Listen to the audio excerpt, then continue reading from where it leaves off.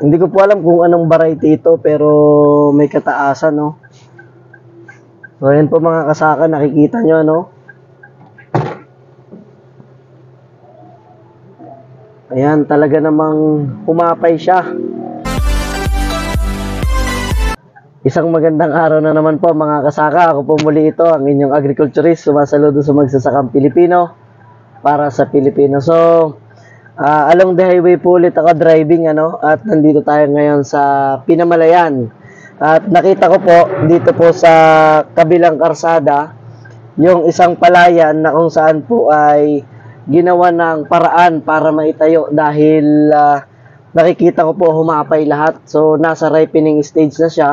At anytime, pwede na rin po itong anihin. So, ipapakita ko po sa inyo, iikutan natin doon. At kung meron po kayong mga idea na pwedeng gawin ng ating mga kasaka na nakakaranas ng mga ganitong lodging, pwede pong mag-comment kayo para mabasa po ng ating mga kasaka na nanonood. So, tara po, ikutan natin, ipapakita ko po sa inyo yung nangyari dito po sa palayan na ito. So, ayan na nakikita nyo po doon, iikutan natin para mas makita nyo po ng malinaw. Nitong nakaraang araw po kasi ay nakaranas ito pong Pinamalayan ng pulo-pulong pag-ulan. So, kapag po yung ating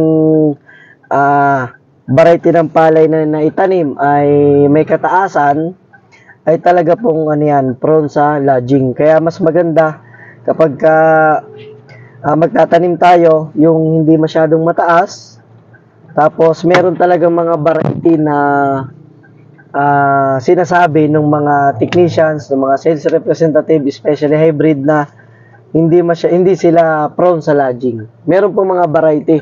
Manap lang po kayo ng mga agriculture technicians na pwede pong makatulong sa inyo. Ayan. Ikutan po natin,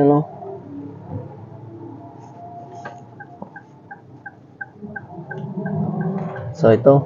Hindi ko po alam kung anong variety ito, pero may kataasan, So, ayan po mga kasaka, nakikita nyo, Ayan, talaga namang humapay siya. Possible, dahil may kabigatan na rin yung mga uhay niya, talaga namang hitik din po sa bunga, at napapansin ko po na talagang matubig pa. Ito po yung paraan na ginagawa ng mga kasaka natin dito sa Mindoro kapag yung ating pong mga palay ay nakakaranas ng lodging, lalo na po kapag kasi matubig tapos nababad yan, ripening stage na po siya. So possible bago anihin, yung iba tumutubo na. Siyempre malaki yung ginastos natin, kailangang gumawa ng paraan ng ating pong mga kasaka para kahit papaano ay makabawi man lang sa gastos or kahit tumubo na lang ng kaunti. So kita nyo po mga kasaka,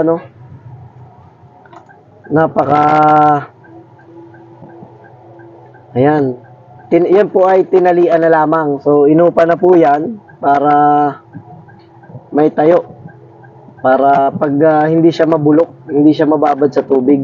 Tapos ngayon nakikita nyo maganda naman ang panahon. Talagang nakakalungkot kapag ganito yung nangyari sa palay nyo. Comment po kayo mga kasaka kung ano po yung ginagawa nyong paraan kapag po ang inyong palayan ay nakakaranas ng ganitong lodging o talaga namang humahapay. Ayan po. Itong iba ay nakahapay na, babad na sa tubig, hindi na naitali.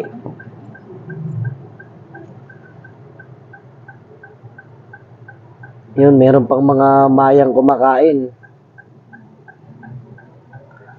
So yun po mga kasaka, share nyo po sa akin, sa mga kasaka natin, kung ano po yung mga diskarte ninyo or paraan para po masolusyonan nyo kapag humapa yung inyo pong palay.